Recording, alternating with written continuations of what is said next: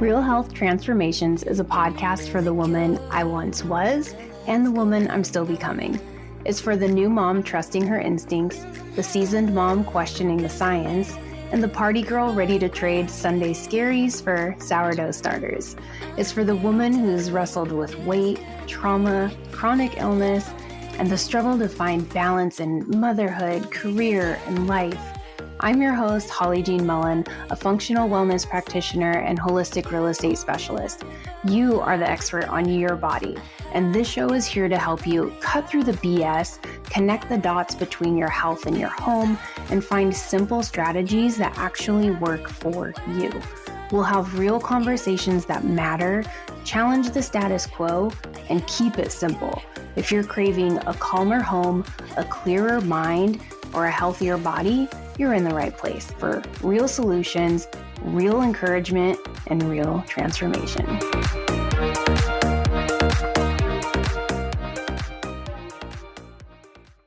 Hello. Welcome back. On today's episode of Real Health Transformations, we're diving into the powerful practice of tuning into your body's biofeedback signals. You know, for too long, we've been conditioned to ignore our intuition and symptoms in favor of this one-size-fits-all protocol mindset.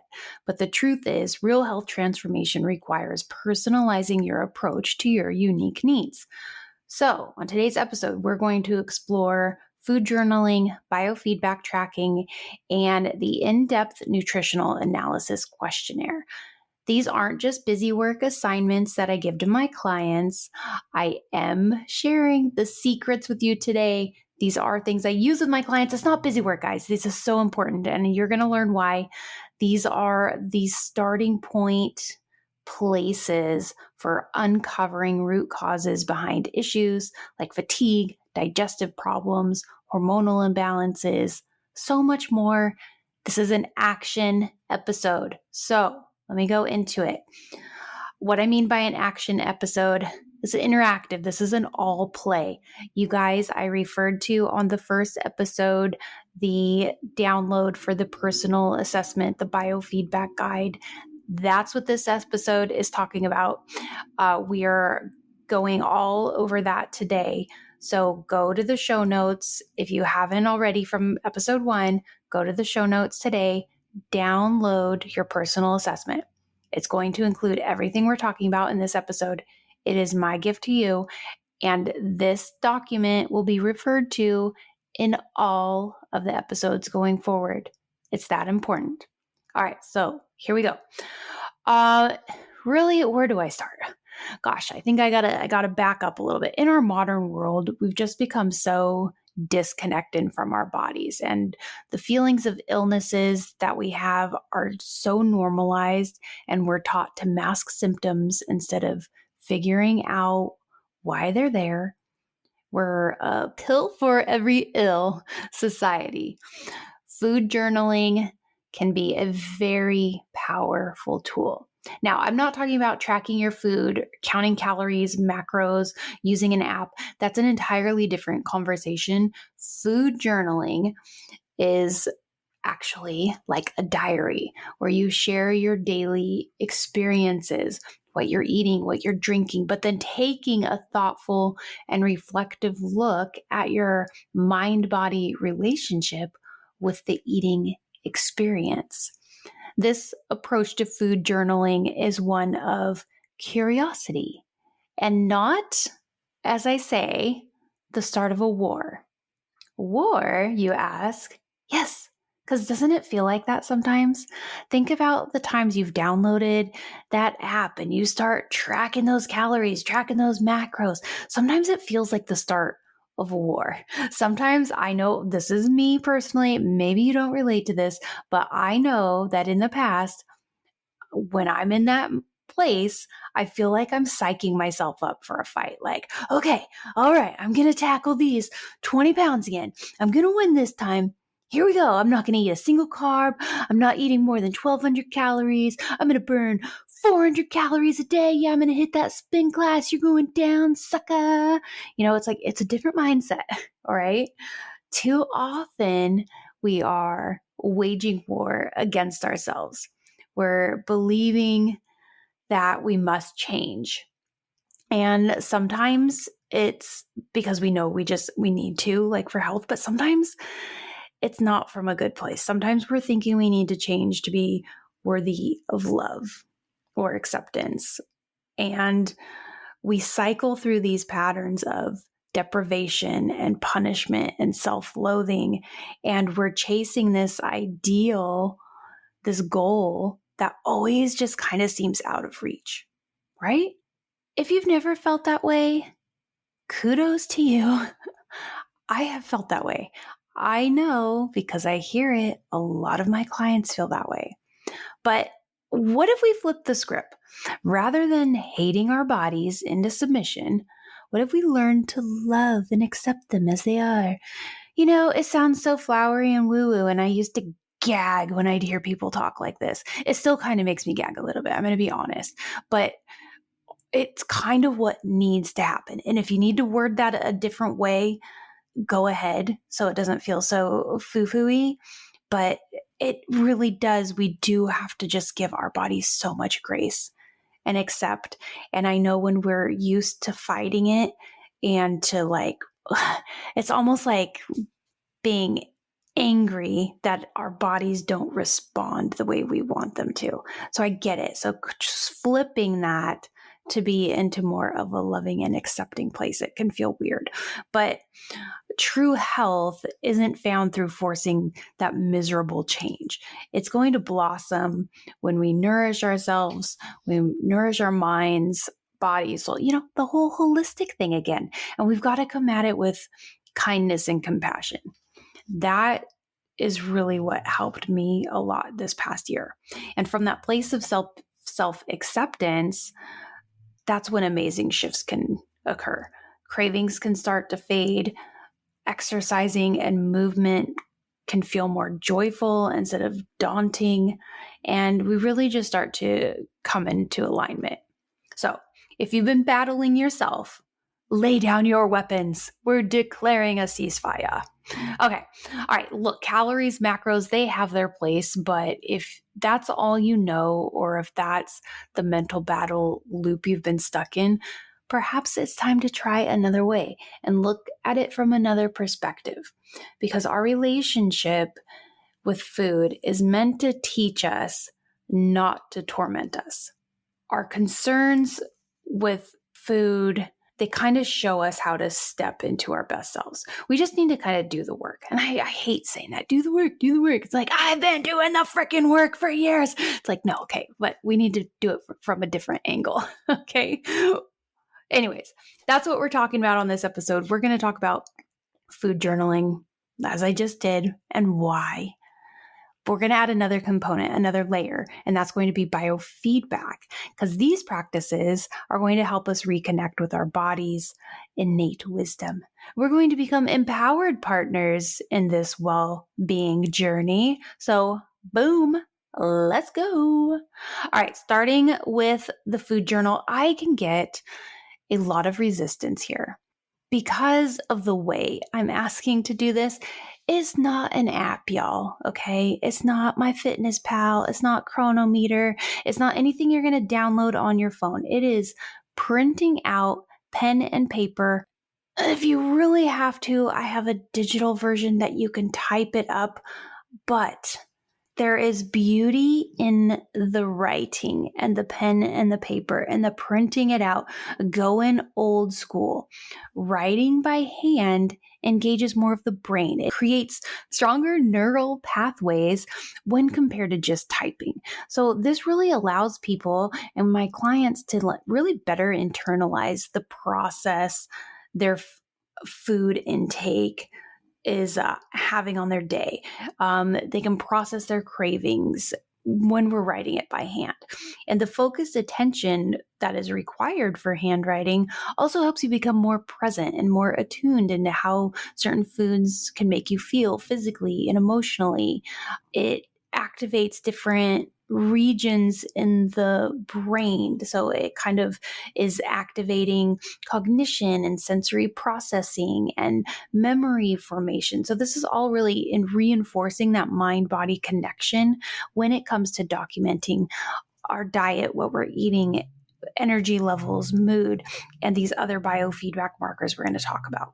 So the Food and Mood Journal is just that. It's a place where you record what you consume daily. That means meals, snacks, bites, beverages. It helps to include details like amounts and quantity, but you don't have to. When you download, I'm going to include an instruction video that'll go into more of like the hows, but that's like the gist of why we're doing this journal. Okay. And the more you can track, the more insights you have.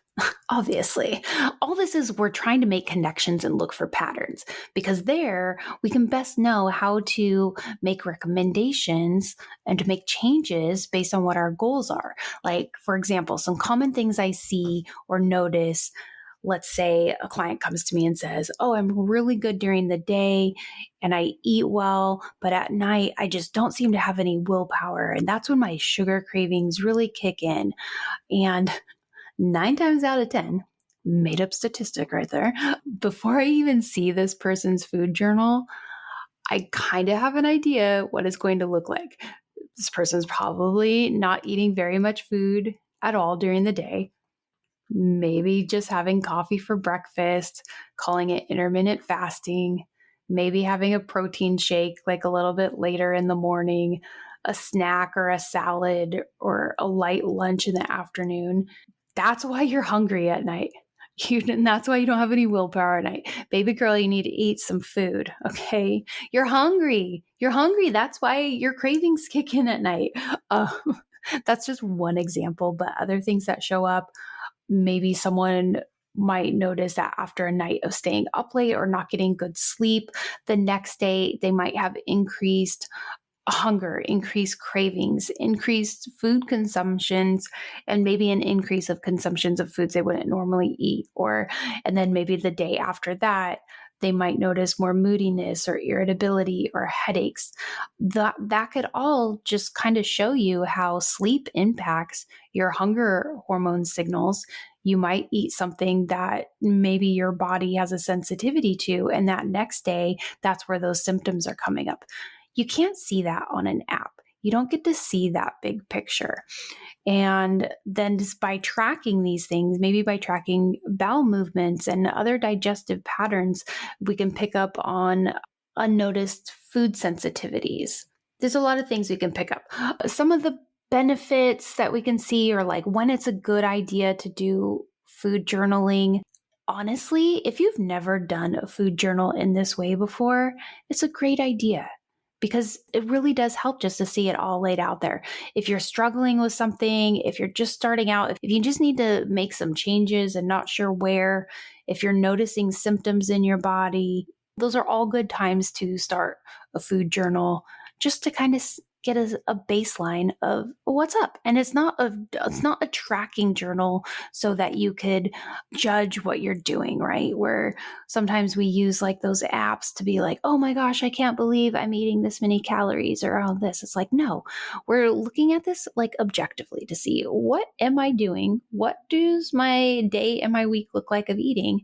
And we're going to use that data objectively to then make changes or not, right? So food journals give you data, but you kind of need some context here to make sense of it. So that's, I want to talk about understanding 3 main diet types.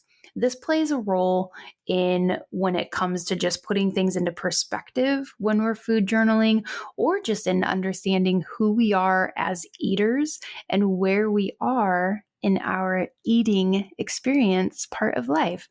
So there are 3 types of diets that I like to lump eating into. So we have maintenance, therapeutic, and experimental.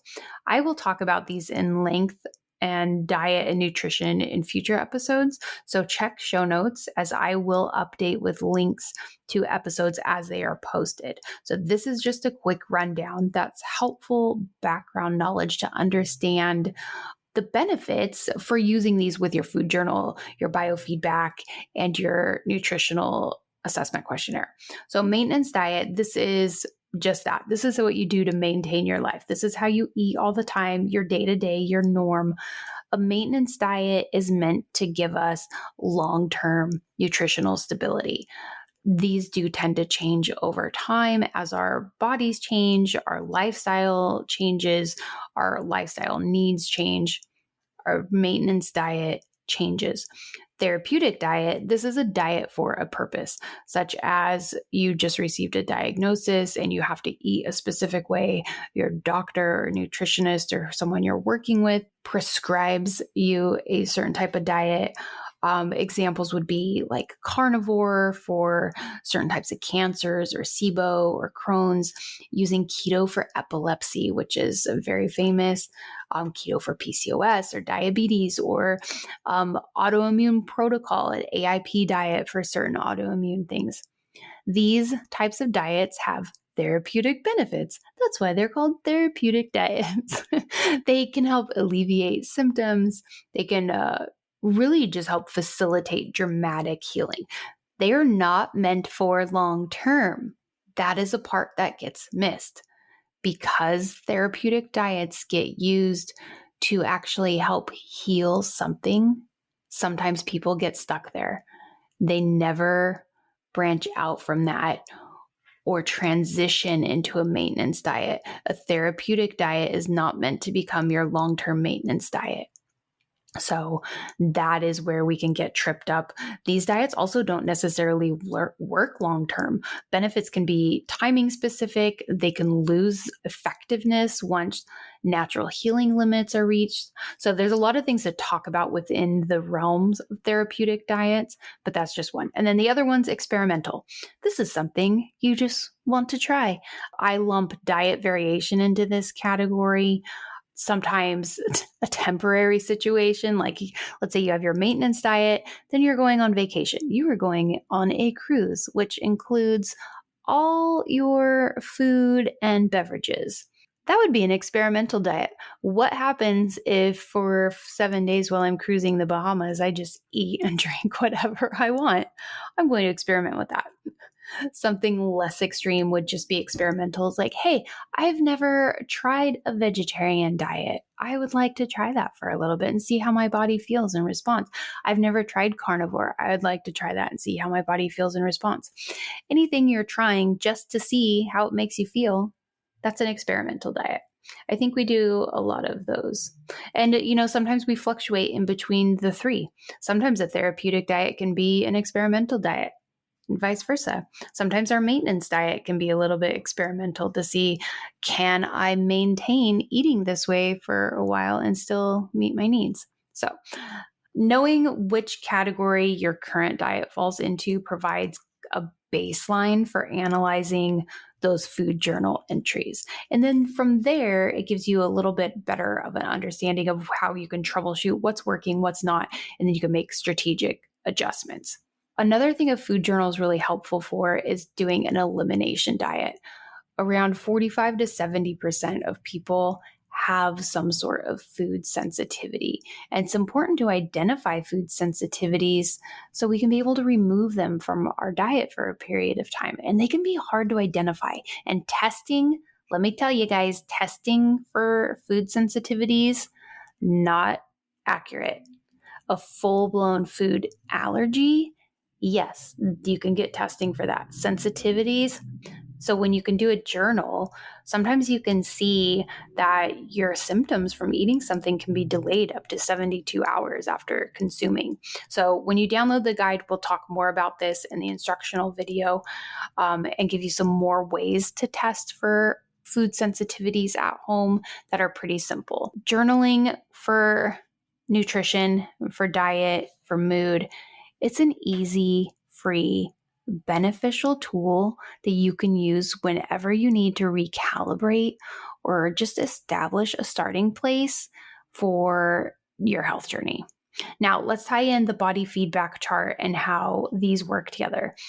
So, understanding your body feedback It can be tricky depending on where you are looking online because so many things can be considered biofeedback and how to track, and it can get kind of just messy. So we've covered a couple things in the food journal that we can already keep track of. I've talked about food, cravings, mood. I think I mentioned sleep, but we can look at a few other signals through the lens of biofeedback. And biofeedback really are just cues. They're subtle insights into your overall system's functioning. Things like hunger, cravings, energy levels, sleep quality, mood, sex drive. These are reflection points of how your body is operating. Looking a little bit deeper, sleep, hunger, mood, energy, cravings, these are all also hormonal sensations. Hunger is influenced by insulin, leptin, ghrelin. Cravings are impacted by ghrelin, cortisol, dopamine, serotonin, and GABA. Energy is managed by insulin, cortisol, our thyroid hormones. Sleep and mood are controlled by all of those, plus melatonin. You can see how our hormones play a role in all of those things, and there's some overlap. And so that is also why I say hormone imbalance is not a root cause, right? Because it impacts so many things. There's so many things going on here. The goal of this is to eat and exercise or move our bodies in a way that stabilizes these cues. The right diet and lifestyle keep hormones and symptoms balanced. We've been conditioned to believe that achieving health goals, whether it's weight loss or increased energy or better sleep or something else, that it's a linear, predictable process with that one size fits all solution that I keep mentioning, right? That unicorn. And the desire for us as humans to have certainty, it makes us drawn to wanting meal plans or recipes and protocols. We want someone to just give us the formula for success, right? We want someone to say, oh, you have this issue, you need to do XYZ. We want it to be that simple. And the reality is that it's not. And I'm sorry, but it's an up and down journey that looks different for each person. And it's based on unique physiology and your history and your circumstances. And so there's no universal checklist that's going to work for everyone. Healing is going to involve optimizing our hormones, and reaching our health goals is a dynamic process of experimenting, adjusting, finding what works. And I know that sounds overwhelming sometimes, like to have to figure it out. But I will provide those general guidelines to point you in the right direction for doing this. Like, if I can just ask that you have some trust and embrace the detective work required to uncover your personal formula, it will be worth it. So, are you with me? Can we do that? Let's ditch this all or nothing mindset. We're getting rid of the one size fits all. And it can take some time to make that switch, but it's important to understand that this process is just going to take some patience and some curiosity about your unique needs and a willingness to embrace the ebbs and the flows. Okay? Our bodies are designed to communicate imbalances through symptoms, and our intuition picks up on those and about what feels right. We're going to stop ignoring those signals. Proper nutrients, lifestyle, environment. When given those things, our body can heal itself. So we're going to relearn to listen to our biofeedback. Then we're going to give our body what it needs. We're going to restore balance through our whole foods, rest, stress management, appropriate movement.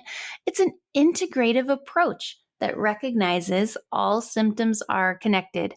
There's that holistic thing again, right? All right, I have one more thing I want to throw at you, and then we're going to wrap up this episode. When you download your personal assessment, which has food and mood journal, your biofeedback tracker, along with your user guide and instructional video, you're going to find an optional link to complete a nutritional assessment questionnaire, an NAQ, a NAC. That's what I will refer to it as, a NAC. The NAC adds a deeper layer with a comprehensive assessment that evaluates your whole system. It's looking from the first episode when I talk about the foundations, the NAC is looking at those things. It's looking at your digestion, blood sugar, hydration, minerals, you name it. It's going to map out imbalances that can impact your energy, your hormones, immunity. And with those insights, it can help you really start to address the root causes instead of just chasing those symptoms, which is what we're trying to move away from. At the end of the day, common does not equal normal for your body. So the NAC can really expose roadblocks and give you a roadmap so you can stop just coping. We're going to start implementing. The exciting part, I told you we're all about action on this show, is how you can use the NAC with this podcast. So you'll take the NAC before listening. Then as we go through the episodes, as we discuss foundations, you can refer to your NAC. You can see what I'm talking about, and you can see where this may or may not apply to you. As we're talking about digestion, blood sugar, minerals, if that is something that is showing up on your NAC as an area that you need to work on, then that's an episode that would be really applicable to you. By the end, you should have a more clear picture of your specific areas of imbalance and have a better idea of where to start. And then you can kind of just revisit your NAC whenever, like as you're making changes, as you're going through, you can redo your NAC just so you can see, and you will actually have a visual graphic outline of your progress. It's really awesome, guys. So I am going to wrap it up there. Don't forget to do your download. Here is a next part. Once you do this stuff, reach out to me. There's also going to be instructions in there. If you want to have your food journal and your biofeedback tracker and your NAC looked at, we can do a live coaching episode and we'll go through it, and we'll go through what your body is saying and what your next step should be based on all that information and what your goals are. So that is my invitation to you. Those two things: download your assessment and tracker. And if you're interested, apply to be on an episode for coaching. Let's wrap it up there. And I'll close it out with this. True health isn't about waging that war against ourselves. It's about tuning into the wisdom of our bodies and treating ourselves with compassion. Our relationship with food, the symptoms of our bodies, they are meant to teach us and not torment us. We all deserve to feel at home in our own skin. So I do believe that it's time we make peace with ourselves and start listening to that inner voice. All right. I'm going to close this out in prayer. It's not your thing. You are welcome to sign off now, and we will see you next time. Otherwise, here we go. God, just thank you for creating us as wonderfully complex beings. Help us to listen to the wisdom of our bodies and honor the unique way you designed each of us. Give us the courage to love ourselves fully and gracefully, just as you love us, without judgment or harsh expectations. Show us how to nourish our minds, bodies, and spirits with gentleness. Maybe become empowered advocates for our own well-being.